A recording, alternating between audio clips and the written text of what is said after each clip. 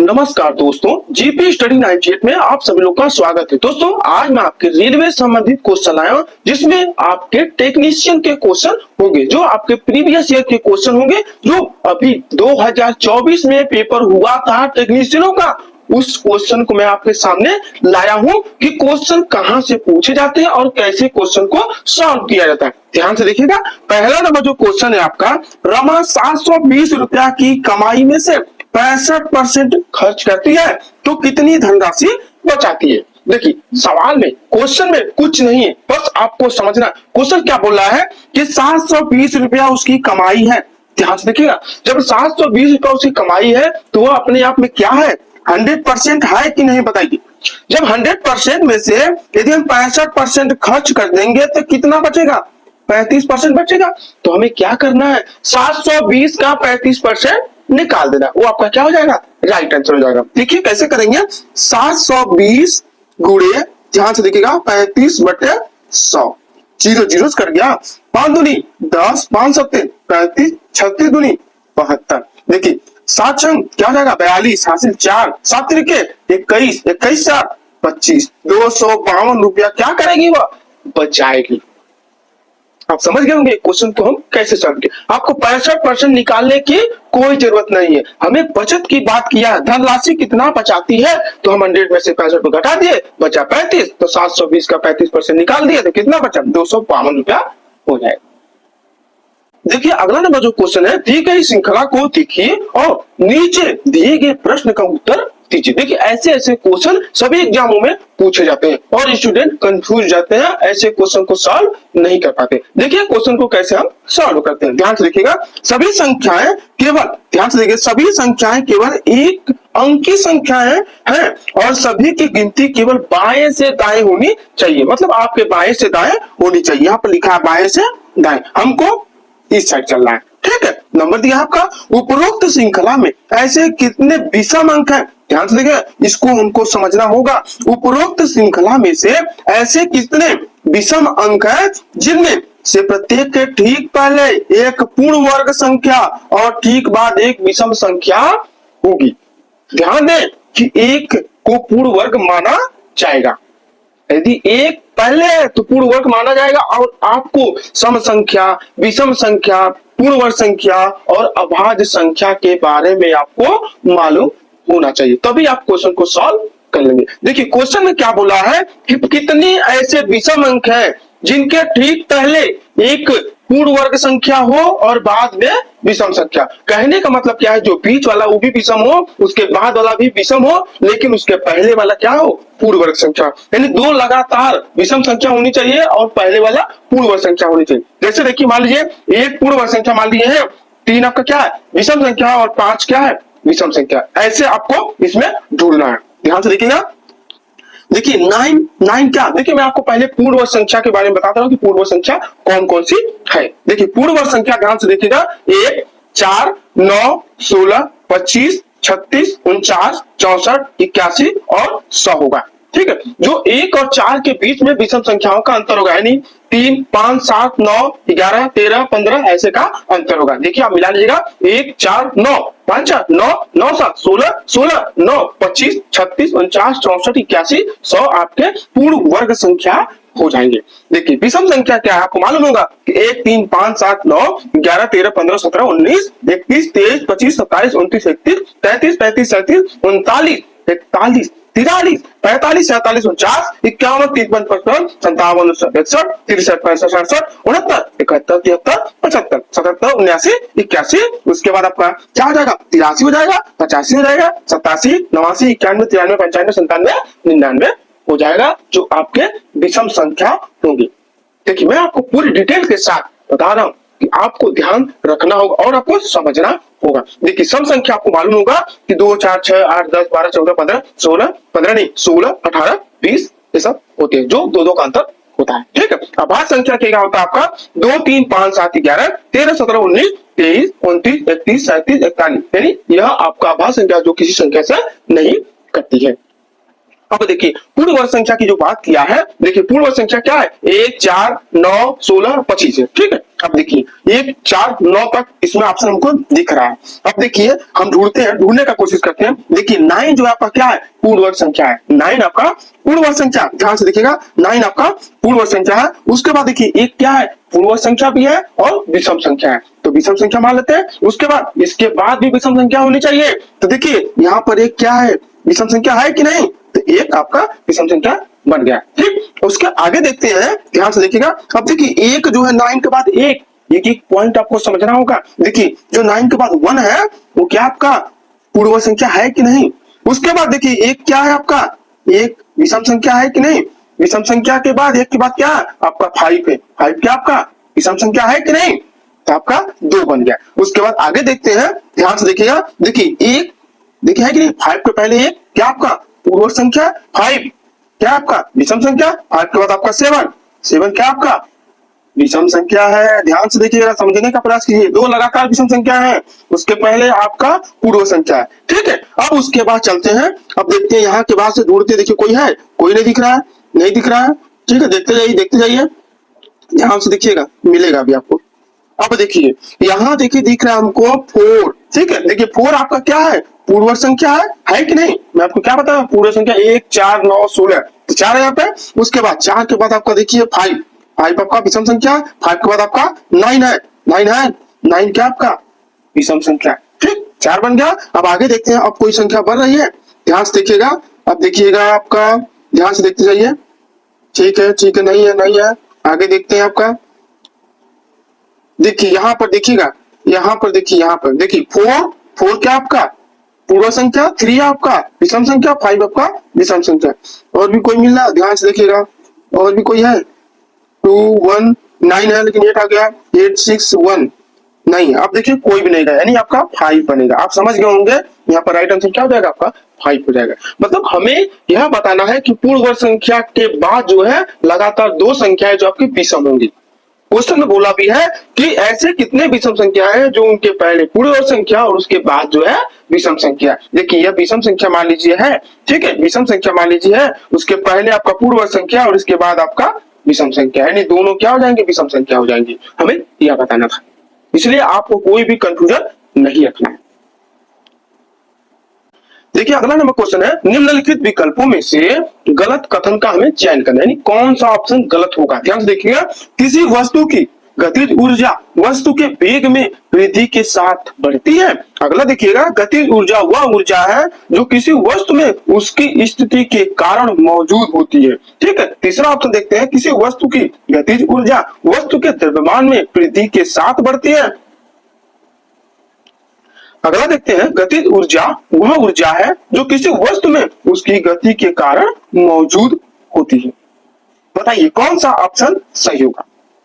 तो आपका 2 number option सही होगा, जो गतिज ऊर्जा वह ऊर्जा है जो किसी वस्तु में उसकी स्थिति के कारण मौजूद होती है, न कि गति के कारण।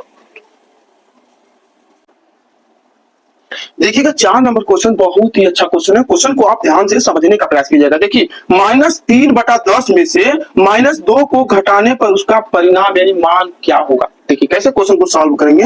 देखिए 3/10 में से कहा नहीं, कहा अगर बोलता तो गुना हो जाता था, में से -2 को हम घटा के डायरेक्ट हम करते हैं। देखिएगा -3/10 माइनस क्या हो जाएगा, प्लस। जब हम कोष्टक को हटाएंगे तो माइनस प्लस हो जाएगा। और मैं आपको बताया हूं कि नीचे नीचे गुना होता है, ऊपर ऊपर भाग होता है, लेकिन जब बराबर रहे तब होता है, ठीक है। लेकिन यहाँ पर हम गुना कर सकते हैं, ऊपर प्लस दिया है तो प्लस होगा, ठीक है। हम क्या करेंगे, देखिएगा ध्यान से, 10 दूनी 20, ध्यान से देखिएगा, जब आ जाएगा आपको 10 दूनी 20 और ये आपका प्लस है 20 हो जाएगा बटे 10। इतना आप समझ रहे होंगे हम कैसे कर रहे हैं, ठीक है। देखिएगा ध्यान से, क्या है कि 10 दूनी 20 होगा, ऊपर प्लस है तो हम ऊपर प्लस कर लेंगे। अब देखिए अब क्या करेंगे कि जब यहाँ माइनस है और यहाँ पर प्लस है तो प्लस माइनस हो जाएगा। ध्यान से देखिएगा, प्लस माइनस हो जाएगा कि नहीं। अब हम 20 में से 3 को घटा देंगे, जब घटाएंगे तो माइनस में आएगा तो ये माइनस क्या हो जाएगा, कट जाएगा, यानी आपका 17/10 हो जाएगा। तो हम क्या करेंगे कि 1 सही 7/10 कर देंगे। आपका राइट आंसर क्या हो जाएगा, 1 सही 7/10, यानी ऑप्शन नंबर ए आपका सही हो जाएगा। अगला नंबर क्वेश्चन है, बोर मॉडल के अनुसार द्वितीय ऊर्जा स्तर के लिए इलेक्ट्रॉनों की अधिकतम संख्या कितनी होती है? यानी एक कक्षा में कितने इलेक्ट्रॉन ज्यादा से ज्यादा हो सकते हैं? तो आपके 8 हो जाएंगे जो आपके केमिस्ट्री से क्वेश्चन पूछे गए हैं। नेक्स्ट क्वेश्चन है, सभी 7 वर्णों वाले प्रकाश में से कौन सा वर्ण प्रिज्म पर पड़ने के बाद सबसे अधिक विचलित होता है? यानी ऐसा कौन सा रंग है जो वर्ण यानी प्रिज्म यानी शीशा जो होता है, प्रिज्म पर पड़ने पर सबसे ज्यादा विचलित होता है? ऐसा कौन सा रंग है? तो आपका बैगनी हो जाएगा। देखिएगा, रीजनिंग का क्वेश्चन है, बहुत ही कठिन क्वेश्चन है। देखिएगा, स्टूडेंट क्या होते हैं कि ऐसा क्वेश्चन सभी एग्जाम में पूछा है। हम देखें कि सभी क्वेश्चन हर एग्जाम में यह पूछा हुआ क्वेश्चन है और बच्चे सॉल्व नहीं कर पाते हैं। देखिए कैसे सॉल्व करेंगे, इसे ध्यान से देखिएगा। एक निश्चित पूर्ण भाषा में वाई को 1852 लिखा जाता है, तो FIR यानी फायर को 7258 लिखा जाता है, तो में R को कैसे लिखा जाएगा? ध्यान से देखिएगा, बहुत अच्छा सवाल है, बस आपको समझना पड़ेगा। देखिए वाइफ हो गया, वाइफ का जो नंबर है आपका 1852 है, ठीक। उसके बाद आपका देखिए फायर का जो नंबर है, ध्यान से देखिएगा 7258। अब आप देखिए कि कौन सा अंक पहले मिल रहा है। देखिए 258 मिल रहा है, ध्यान से देखिएगा 258 मिला, हमें बताना है R का वैल्यू, ठीक। अब देखिए क्या बचा, W बचा। W का नंबर क्या है? 1 है। और F का नंबर क्या है? ध्यान से देखिएगा, F बचा है, F का नंबर 7 है। लेकिन हमें बताना है R। जब यहाँ पर R का मान 5 दिया है कि नहीं? जब यहाँ R का मान 5 दिया और F का मान यहाँ पर 5 दिया है, तो जब F का मान यहाँ पर 5 है तो यहाँ पर भी F का मान 5 होना चाहिए कि नहीं? होना चाहिए।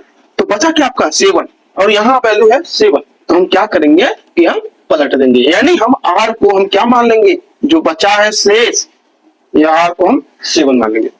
बस आपको कुछ नहीं करना है, मिलाएंगे, यदि मिलता है तो ठीक है, जो बचा उसको हम क्या करेंगे? उसका मान मान लेंगे, यानी R का क्या हो जाएगा? 7 हो जाएगा। बस अब कुछ नहीं करना। देखिए अगला क्वेश्चन है, ठोस और गैस के कणों के बीच प्राथमिक अंतर क्या है? ठोस और गैस के जो बीच अंतर है वो क्या अंतर है? देखिए पहला ऑप्शन क्या है, ठोस कण गैस कणों की तुलना में विभिन्न तत्वों से बने होते हैं। दूसरा है, ठोस कण गैस कणों की तुलना में अधिक निकटता से संकुलित होते हैं। अगला है, ठोस कणों में गैस कणों की तुलना में अधिक ऊर्जा होती है। अगला, ठोस कण गैस कणों की तुलना में अधिक मुक्त रूप से गति करते हैं। तो ऑप्शन नंबर बी आपका सही हो जाएगा कि ठोस कण गैस कणों की तुलना में अधिक निकटता से संकुलित होते हैं, यानी मिल जाते हैं, मिलकर काम करते हैं। देखिए नेक्स्ट क्वेश्चन है, 3 अंकों की वह सबसे छोटी प्राकृतिक संख्या कौन सी है जो 8 12 से पूर्णतः विभाजित हो जाए? यदि ऐसा आपको क्वेश्चन यदि आपके सामने आ जाए तो आपको कुछ भी दिमाग लगाने की जरूरत नहीं है, सिर्फ आपको ऑप्शन से इसको सॉल्व करना। ऐसे यदि आपको क्वेश्चन दे दिए कि इस नंबर से उस संख्या को पूर्णतः विभाजित कर दिया जाए, पूर्णतः विभाजित करने की बात करें, यदि ऑप्शन दे आपको तो आप ऑप्शन में से सॉल्व कीजिए। ऑप्शन में क्या है कि जो आपको संख्या देगी, यानी जैसे 8 12 दिया है उसे हम डिवाइड करेंगे और दोनों संख्याओं से वो ऑप्शन क्या होना चाहिए? डिवाइड होना चाहिए। देखिए जैसे देखिए आपका 120 दिया है, 120 को हम डिवाइड करेंगे, क्या आएगा? 15/120, 8 बार कट गया, 12 धाम में 120, ठीक है। ऑप्शन नंबर ए आपका सही हो जाएगा। अब देखिए अगला देखते हैं, ये 124 है, देखिए 124 कट रहा, देखिए यदि 8 से काटते हैं तो 8 कम 8 8 4 12 यानी 44 हो गया, नहीं कटेगा, 12 से भी नहीं कटेगा।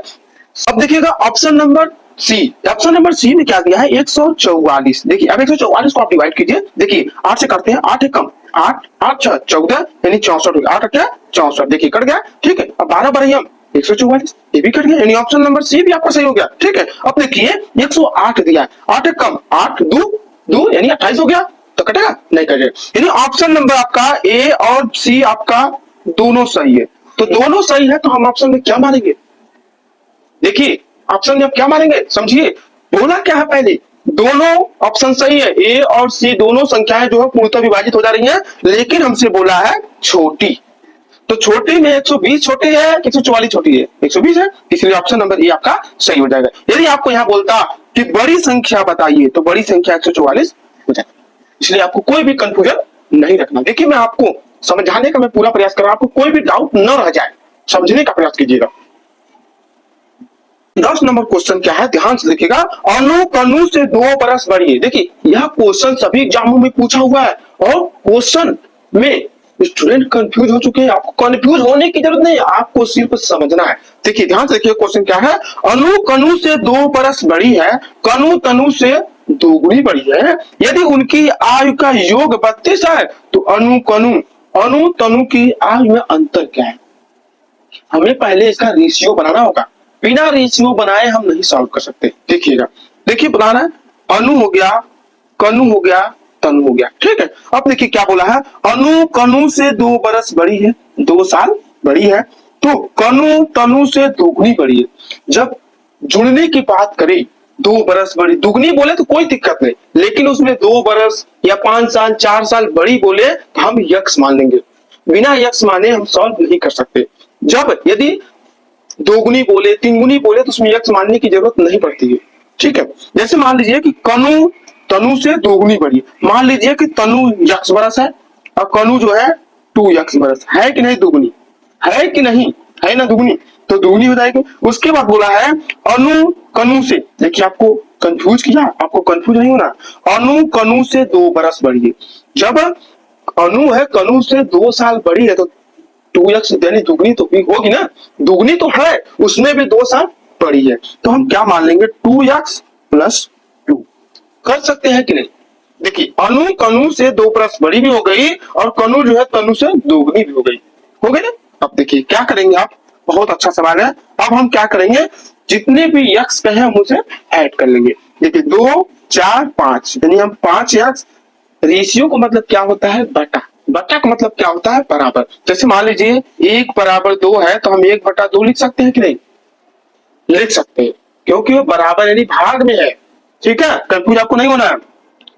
देखिए 5x हो गया प्लस 2 हो गया, ठीक है। अब देखिए प्लस 2 हो गया तो अब हम क्या करेंगे, ध्यान से देखिए, बराबर कितने के है, 32 बरस है इन लोग का आयु का योग, ठीक। अब देखिए 5x बराबर 2 को हम बराबर की उस साइड लेके जाएंगे तो आपका 32 माइनस 2 यानी आपका क्या हो जाएगा, 5x बराबर 30। इसलिए x बराबर 5 कम 5 5 6 30, यानी x बराबर आपका 6 आ जाएगा।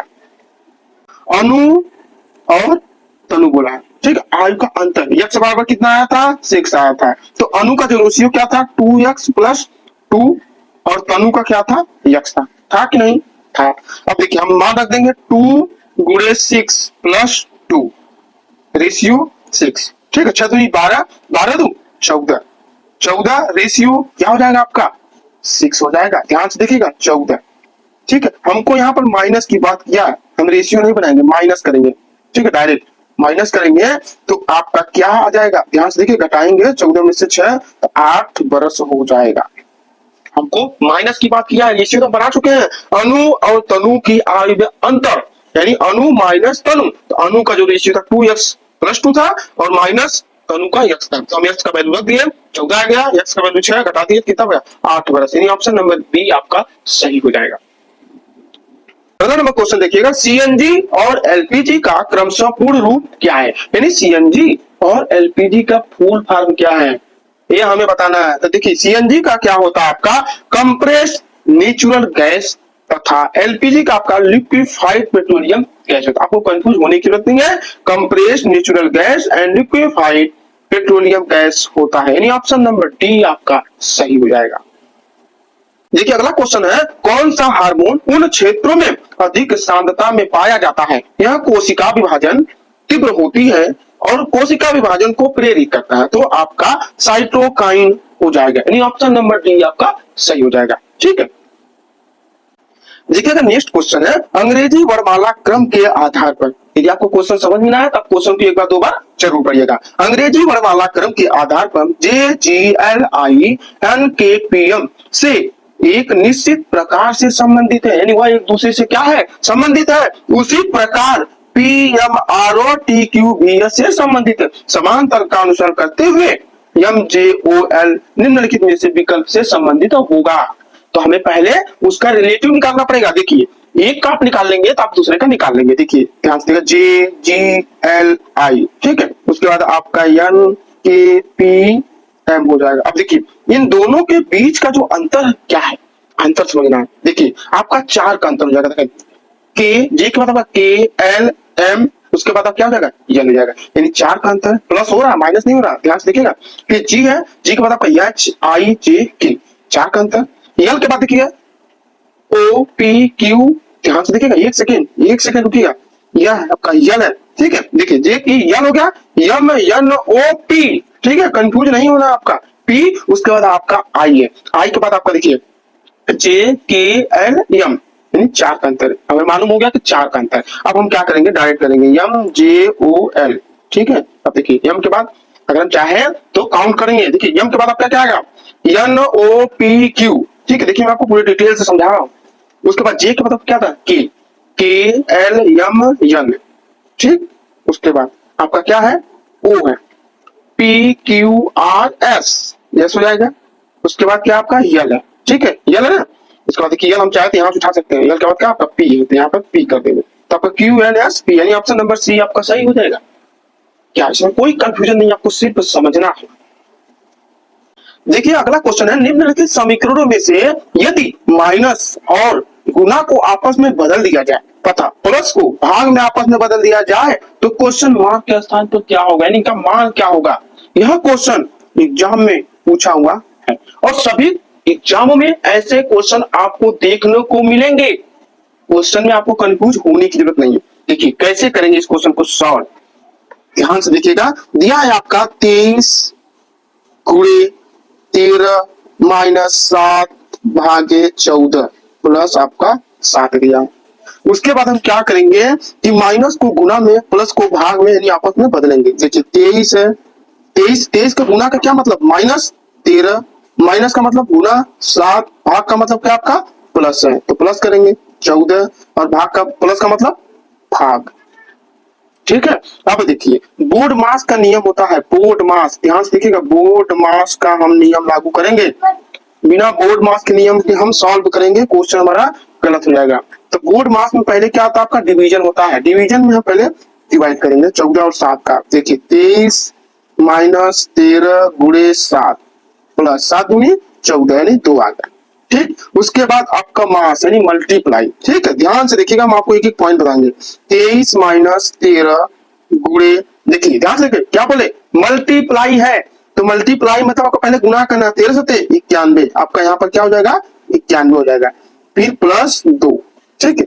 उसके बाद हम क्या करेंगे, अभी से माइनस करेंगे, ठीक है। पहले हम क्या करेंगे, जोड़ेंगे, मास के बाद एडिशन, उसके बाद सब्सट्रैक्शन। तो हम क्या करेंगे, 2 को इस साइड ले जाएंगे, तो आपका 23 2 25 हो जाएगा, 25 माइनस 91 बराबर, अब क्या करेंगे घटाएंगे। जब हम घटाएंगे तो माइनस में 66 आएगा, घटाएंगे तो 66 आएगा, लेकिन जब संख्या कम रहती है तो क्या हो जाता है माइनस में, यानी 25 में से 91 नहीं घटेगा, लेकिन हम घटा दिए तो क्या होगा आपका माइनस में जाएगा। यदि 91 में से 25 घटाते हैं तो 66 आता है, नहीं प्लस में आता, तो ठीक है। तो ऑप्शन नंबर सी आपका सही हो जाएगा, आप समझ गए होंगे।